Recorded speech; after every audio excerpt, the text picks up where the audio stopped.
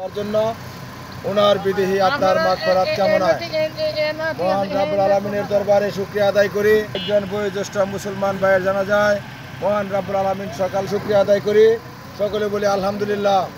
মানুষ ছিলেন, ওনার বাড়ি মাইজবাগ ইউনিয়নের, বিশেষ করে কর্মজীবন বেশিরভাগই ঈশ্বরগঞ্জে দায়িত্ব পালন করেছেন। আপনাদের সাথেই চলাফেরা করেছেন বেশিরভাগ সময়। উনি সকালবেলায় হাঁটতো, ওনাদের একটা মনের অজান্তে অনেক সময় ভুল ত্রুটি হয়ে যায়, যে ভুল ত্রুটিগুলো কথা বলার সুযোগ নেই। তাই পরিবারের পক্ষ থেকে বিশেষ করে আমি ব্যক্তিগতভাবে আপনাদের কাছে ক্ষমা চাচ্ছি। জীবদ্দশায় আপনাদের ভুল ত্রুটি করবেন। আপনারা যদি ক্ষমা করেন আপনাদের কোনো ক্ষতি হওয়ার সম্ভাবনা নেই, আর যদি ক্ষমা না করেন আপনাদের কোনো লাভ হবে না। একজন মুসলমান ভাইকে আমরা যদি ক্ষমা করে দেই, মহান রাব্বুল আলামিন খুশি হয়ে উনি ওনার জানা প্রতিবেশী, একই ইউনিয়নে বাড়ি।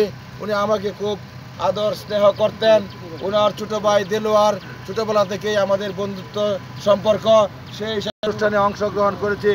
সর্বশেষ উনি অসুস্থ, উনি রিকশায় বসে, আমি যখন উপজেলা চেয়ারম্যান প্রার্থী হয়েছি, সন্তান, দক্ষিণ অঞ্চলের সন্তান, আমার বাড়ির মানুষ, আমরা আমাদের সব কিছু নিয়ে তোমার পাশে আছি, তুমি এগিয়ে যাও, সেই কথাগুলো কানে বাজছে।